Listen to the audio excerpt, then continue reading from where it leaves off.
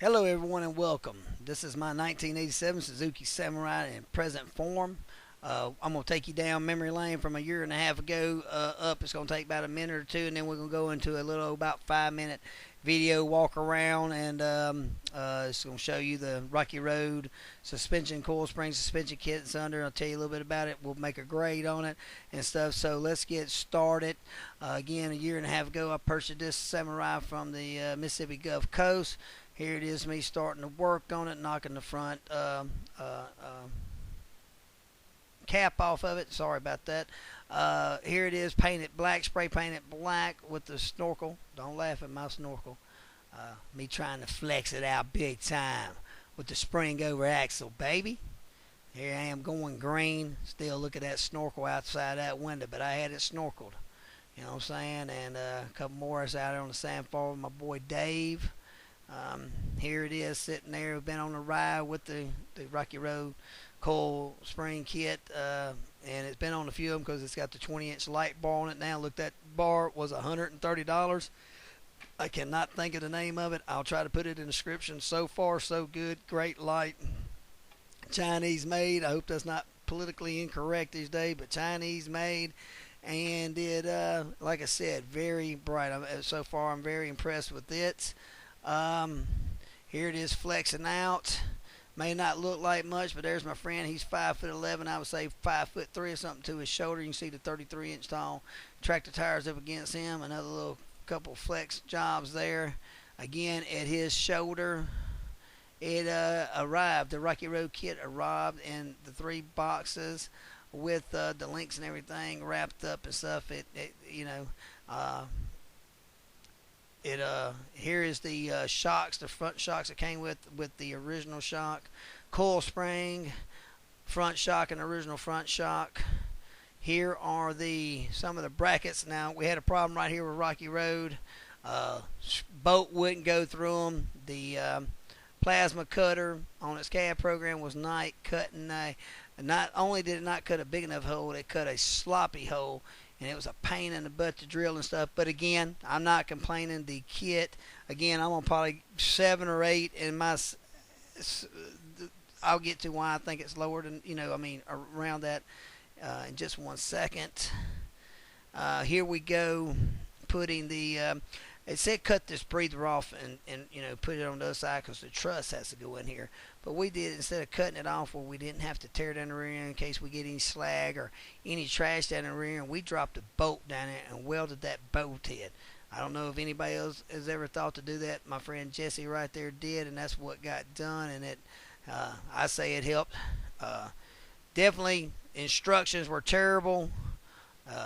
Not only did it tell you could just hammer these little Johnny joints together, which is, I think, bull, but that's a 16-ton press, and we still had a time getting them in there. But not only was that, the instructions were terrible too from Rocky Road, but it did get us from beginning to end. So it was just hard to keep going back and finding things you needed, looking up, and just really understanding. I think they could have done a lot better job right there, but again, the job got done. We, instead of putting plumb bobs, we used a laser. Again, you can see the truss on, the rear end starting to come together, links, springs, everything. Here it is how I cut it off in the back.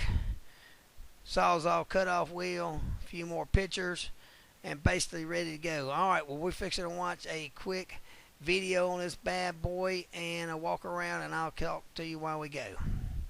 All right, here we go. Round the round. 20-inch light bar again. Great by 130. I'll try to put that in the description. 15-inch by 12.5-inch wide, 33 tall tractor tires. They're Field Masters. I pay $75 a piece for them. Don't go looking for them. As far as I know, they're discontinued. I'd like to have another set of them. Again, you can see the bob in the back now, how we chopped it off. For y'all that don't know, that's just so I can get a tire on anything. For y'all who do know, you may say I could have done something different or whatever. But again, I'm a rookie.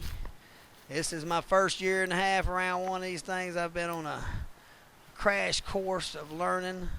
I rebuilt the rear end, the front end, new axles, new knuckle, rebuilt all the knuckles, transmission transfer case, carburetors, got an empty carburetor, electric fan, rewired it. New starter, battery, GM alternator. If I didn't say that, again, we're fixing to lift up the hood, and we'll go around again. There's that 20-inch light. It's a pretty big light, but it is a good light. Again, there's that GM alternator, that empty carburetor, and see if you can see that air breather coming out. It's a shop vac hose. If I hadn't already said this, I've been talking so much I don't even remember what I did say now. But it's a shop vac hose coming off the carburetor, off the stock breather where I cut it, and put a shop vac hose and ran that inside the cab and up to the top. So that is the snorkel now. So, just in case that may help somebody out. Again, we're going to go up under it, look around. You're going to be able to see the 2-inch spacer in 1 second. That's the new steering, all that. It's got a new steering stabilizer on it, all from Rocky Road.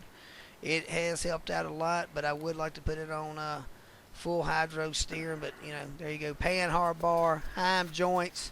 There's a breather hose for the front end.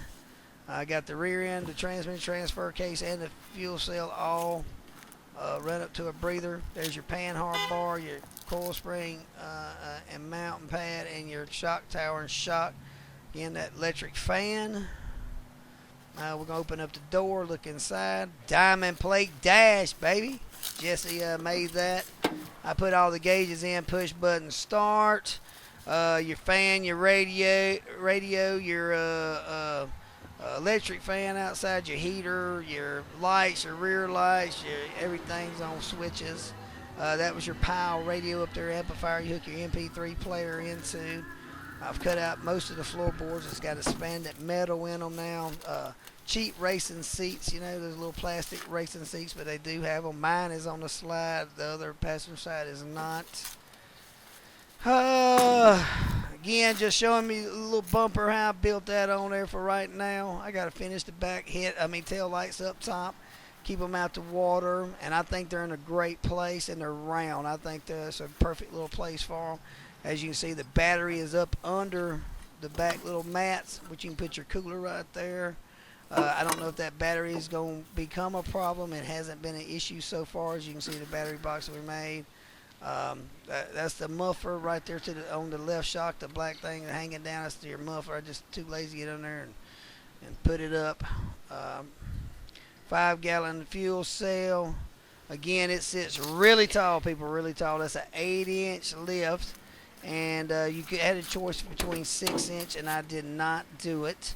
I wish I would have. Again, there's that breather, and there's that radio and shop vac hose. But that is my only complaint, that the springs are terrible. They will not flex. They will not compress. They won't do nothing. I undid them from the spring retainers, and now either I got to have some more springs, or I'm going to have to put in some bump stops or something. So if anybody's got any suggestions on springs, let me know. If you have some you want to sell fairly cheap, let me know. If you got any 2.0 Fox air shocks, 16, 18 inches long, something, let me know.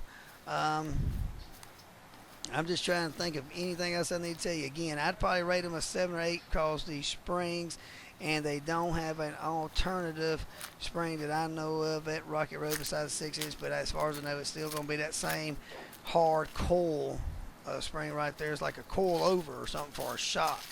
It's not really per se a coil spring, but that's what it came. All right, well, here we go. We're flexing out one more dang time. And just give you a quick little rundown. I hope I didn't bore you too bad. I hope I didn't talk too fast.